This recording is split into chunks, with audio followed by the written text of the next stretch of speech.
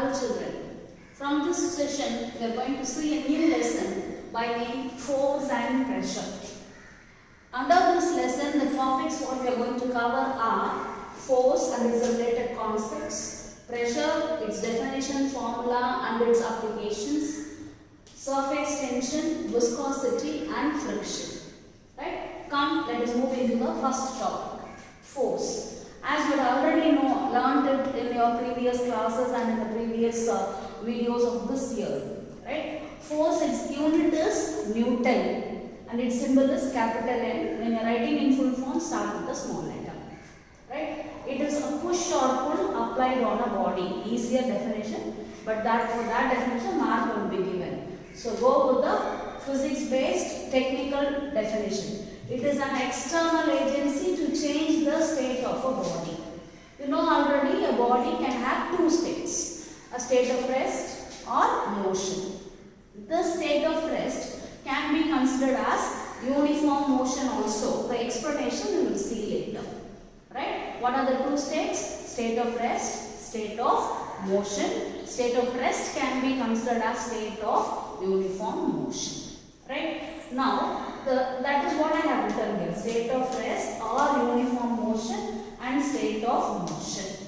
Right? So, what is force? It is an external agency. For example, now I have a ball here. Right? I have a ball here. Now, it is in the state of rest. It is not moving. Right? Now, when a force is applied on it, it changes from the state of rest to state of motion. That is, if I throw it, what is happening? A force is given, it moves from the state of rest to state of motion. Same, when it is coming back, it is in the state of motion and I will be catching it. The ball which was in the state of motion will come to the state of rest. Right? So, how can we define force? It is an external agency to change the state of a body.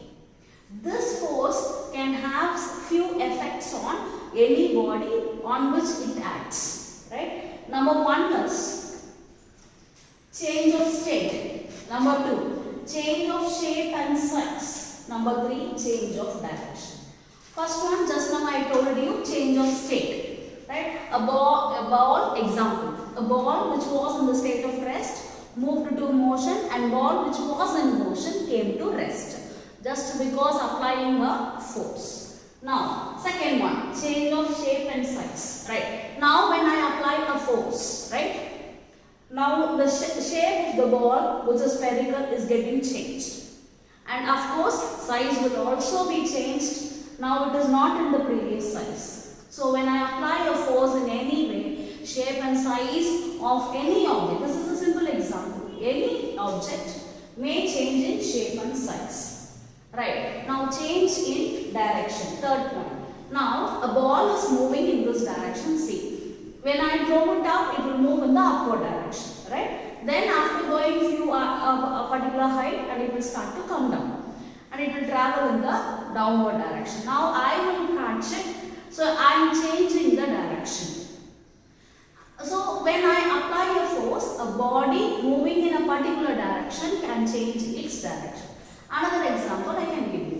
When I throw the ball on the board, what will happen? The board also will give some force. So, that force will tend the ball back towards us. So, ball will move in this direction, the board will give some force and ball will trace back.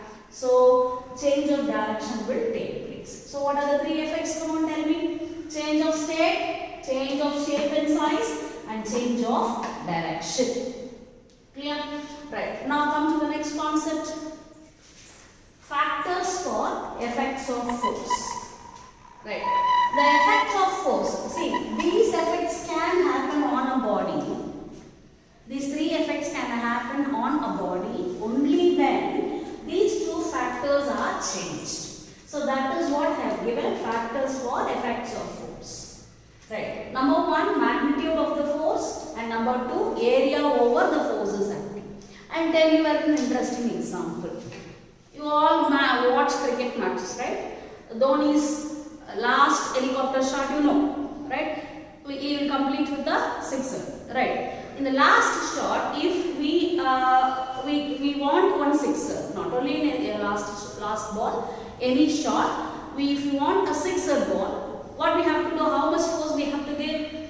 The force given by the batsman should be very high. So to get the effect of force, in particular in the example what I am saying, it is in the change of direction. Ball will come in one direction, it will fly off in the another direction. The force to be given by the batsman should be very high. If the force is more, the flying of the ball will also be more. So that is what is the first point. Magnitude of the force must be more to get the greater effect. If the magnitude of the force, magnitude is nothing but the value, children, the quantity, the numerical value, anything we can say, right? Amount, right? If the amount of force is more, the effect of these things will be more. If force is less, then these effects will be less, right? And the area. The area, if it is less, the effect of force will be less, and the area, if it is more, effect of force will be more. Right. Now, for that I will show you an example with an activity. Here I have some pins over here. I will come and close it in the closer way. Right. I have some pins pinned over here. Right. Now, on that I am going to keep a balloon. Right. Balloon, you know. Right, I am having a balloon. Now, if I prick it with one single pin, what will happen? It will get burst out. Right. Now, instead, if I have so many pins here, right, I am having so many pins, around 7 pins pinned over it. So, just for support, I had pinned it in the ball of thread. Right. Right. Now, even if I am going to press it, see, can you view that I am pressing with my hand? See, now even if I am pressing, they are on the sharper ends, sharper pins I have here. Right? Even if I am going to press it, the balloon will not get burst out. Why? Here the area is more. Right? So the effect of force will be shared by all the pins. The effect will be more, but it is shared by all the pins. So, the force acting on the balloon will not be that much more as it is shared, and when it is compared with the force given by one pin. Now, I am going to take one pin and I am going to press it. So, you will enjoy this, right? See?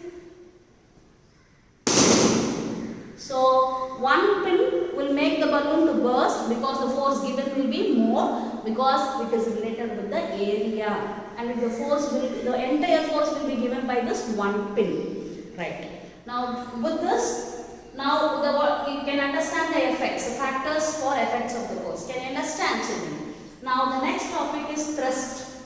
What is this? The force acting perpendicularly on a given surface area of a body is known as thrust. Thrust is also similar to force only, children, but what is the difference? Force will act in any direction on a surface, on any body. If the force acts in any direction, it is called as force, right? But if the force acts in the perpendicular means what? Making an angle 90 degree, then that particular force is called as thrust. So it is also a force, okay? So what is its unit? Its unit is also Newton, symbolized by capital N. Okay, children. So these are the initial concepts. We are going to continue with few more concepts.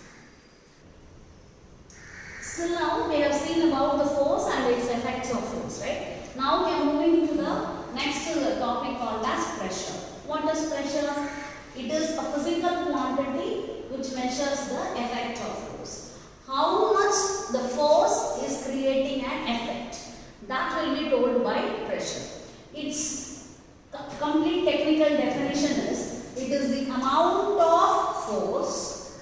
Force is also called as thrust. Thrust will act perpendicularly. Just now we have seen thrust acting perpendicularly on a surface of area of 1 square meter of a body.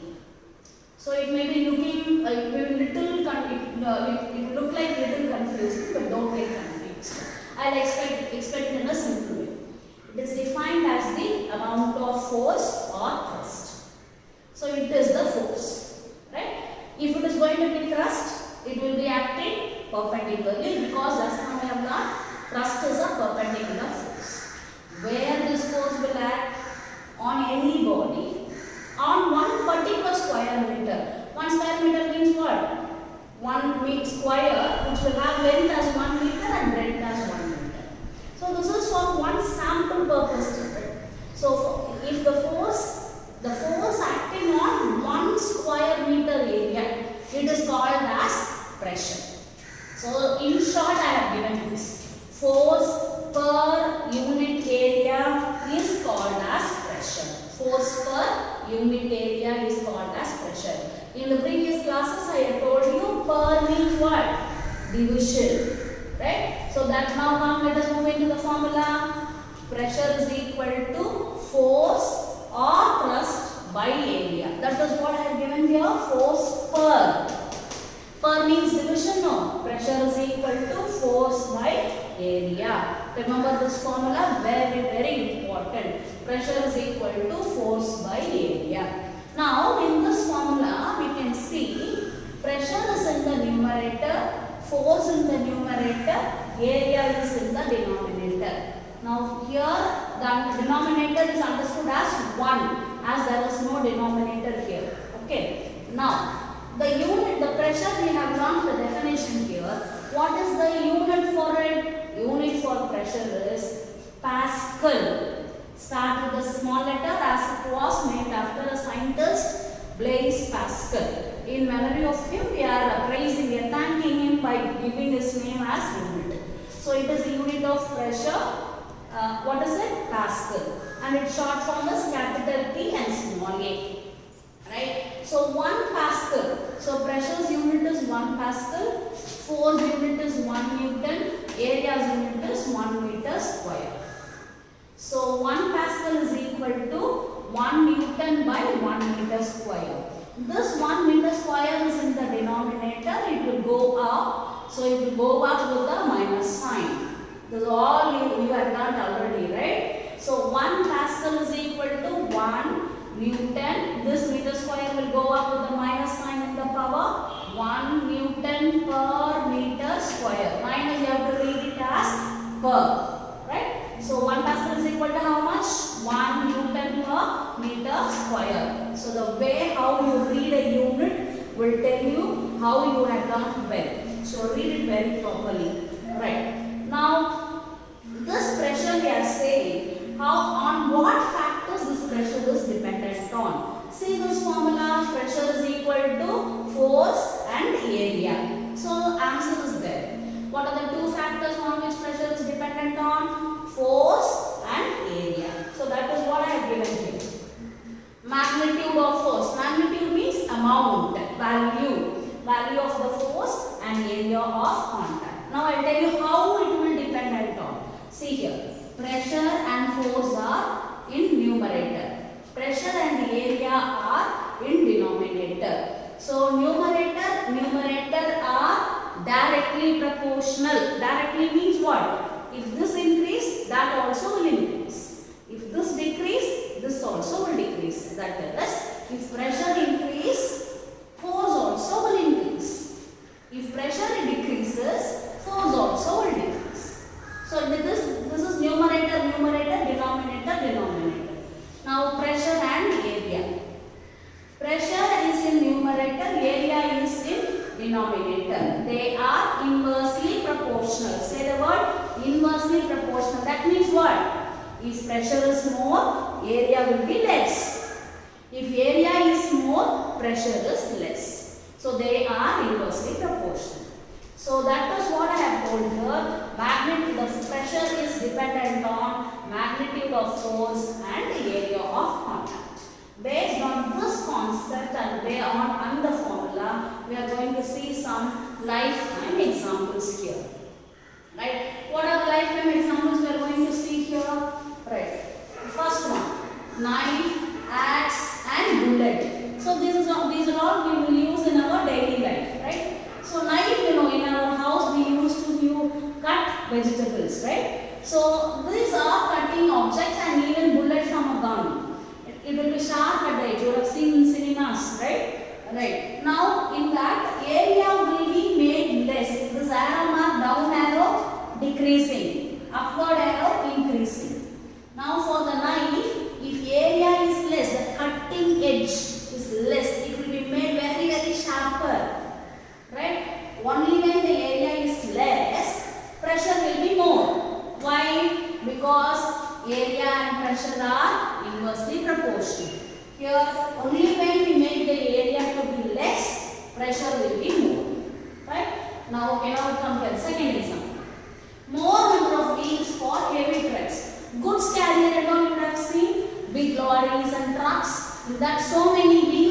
there. So many tire wheels will be there.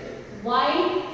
Just because we increase the area. So if so many tires are there, area of the base will be increased. Why we have to increase the area? So that pressure acting on the road by the vehicle will decrease, so that risk of accident can be reduced. Right? Now come to the third one. Broader straps on backpacks. You are taking bags, school bags, right? Which you will have it on the supported on your back. That backpack. The straps will be made broader instead of a smaller, less broader one. Because if it is broader, area will be more. Right? Area will be more means what will be less? Pressure will be less. So if it is broader, the pressure acting on your shoulder will be less. So that's why your backpacks will have a broader straps. Right. Now these are all another examples. Broader foundation for buildings. So any building if you are going to construct, the foundation will be made broader. Just say an example.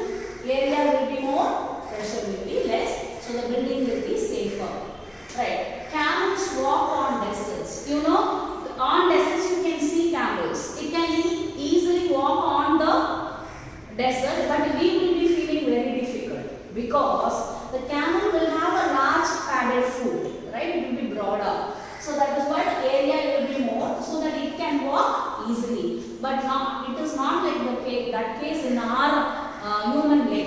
Right, that's why we feel difficult. So these are the lifetime examples, children. Some more concepts we have, we will see.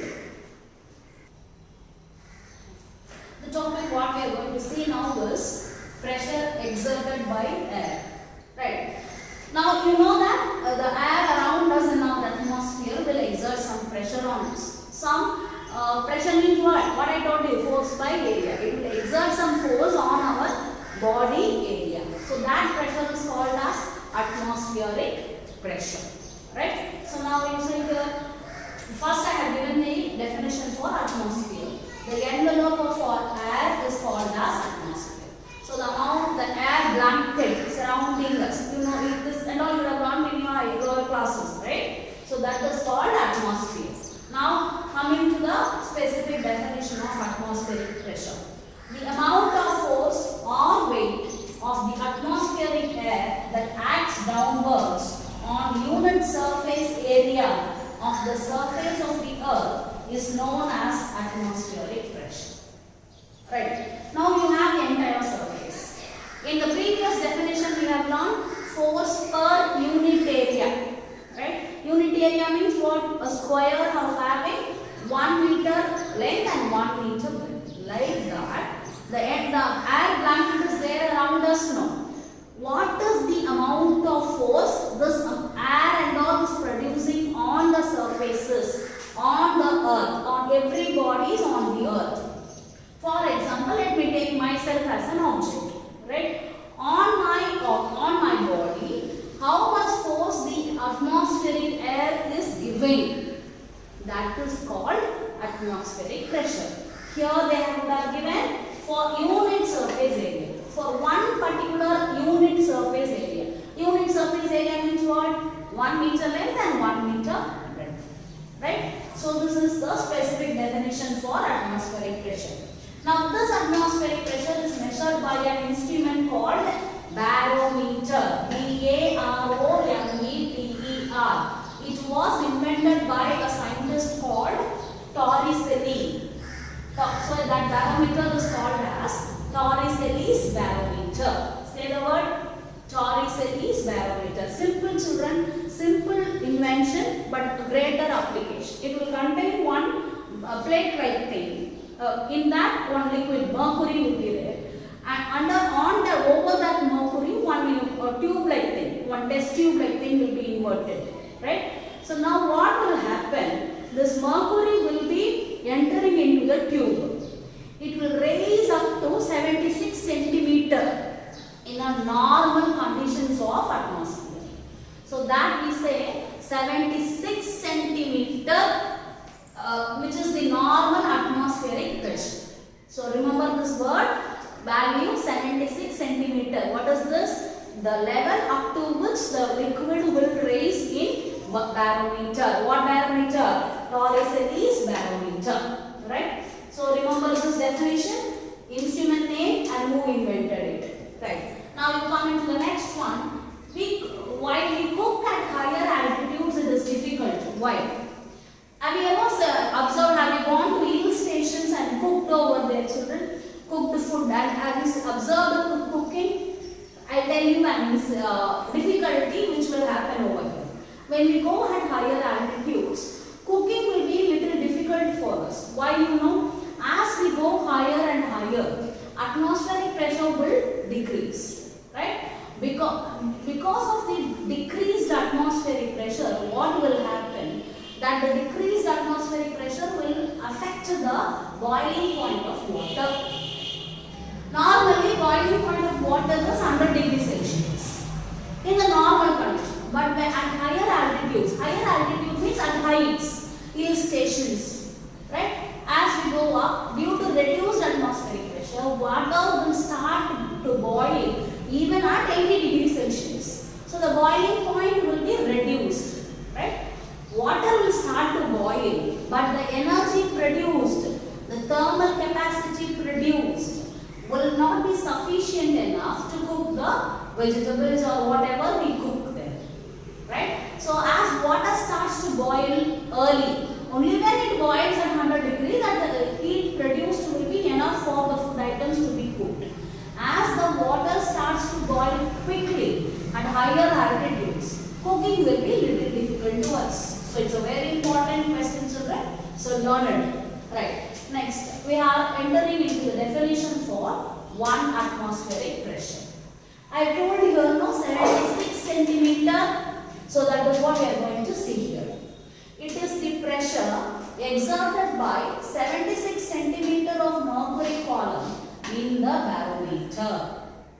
I have told you here Torricelli's barometer. In that plate, like thing, mercury will rise up to 76 centimeter. That 76 centimeter of mercury, how much force it will act on the base. So that is called as 1 atmospheric pressure. So it is the pressure exerted by 76 centimeter of mercury column. Now here come here. The short form of atmospheric pressure is ATM, children. Don't think that it is the ATM machine where we used to take money. 1 ATM means it is atmospheric pressure. Right? So 1 ATM is equal to 1.01 into 10 power 5 Newton per meter square. If it is going to be expressed in Pascal, because I told you 2 units for pressure. One is Pascal, which is the SI unit. 1 Pascal is equal to 1 Newton per meter square. Just now we have seen it. So in both the thing I have expressed it. 1 atmospheric pressure is equal to 1 lakh Pascal and it is equal to 1.01 into 10 power 5 Newton per meter square. So with these informations, we are going to have one activity based on this. Children, we have seen the definitions for atmospheric pressure and its related concepts. Regarding this atmospheric pressure, we are going to do some activities now. In this, we are going to show that how atmospheric pressure will act on the bodies. Right? Now I have a water bottle here. I had made it to be open at the end and I have tied a balloon at the other end. Now I am going to pour water in it.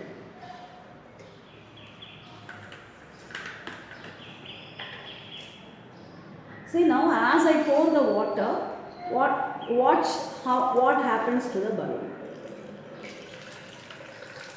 See, now I have poured a little amount of water.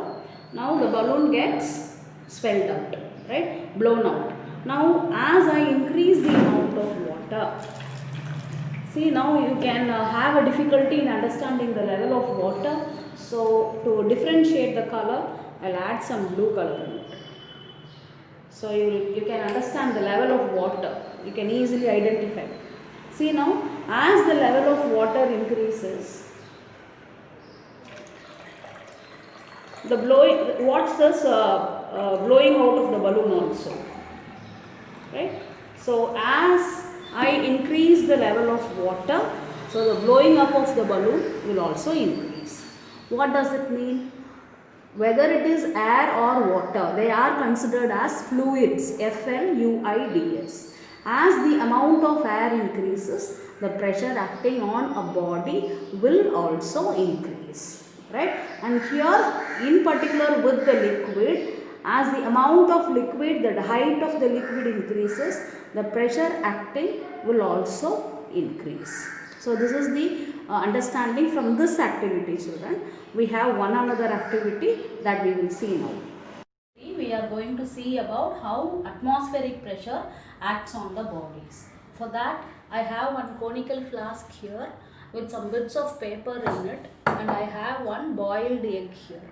Right now, you can see when I keep the boiled egg on over the conical flask, it won't go inside, right? But see, when I ignite the paper, burn the paper inside, this egg will be dragged down into the conical flask. The activity and the reason for it we will observe now. See children, the egg had born. See how gradually the egg goes inside it. Can you see it? See, before when we keep the egg didn't get into the conical flask. Now, major portion of the egg had gone down. Can you know the reason? Now, once the paper inside the conical flask is burnt, okay? What is the gas which will support combustion? Combustion means burning, right? It is oxygen. The gas supporting the combustion is oxygen. Now the oxygen is completely utilized inside it. So some pressure will be reduced inside. Atmospheric pressure is reduced inside. Now what will happen? Pressure inside is lesser and outside is greater.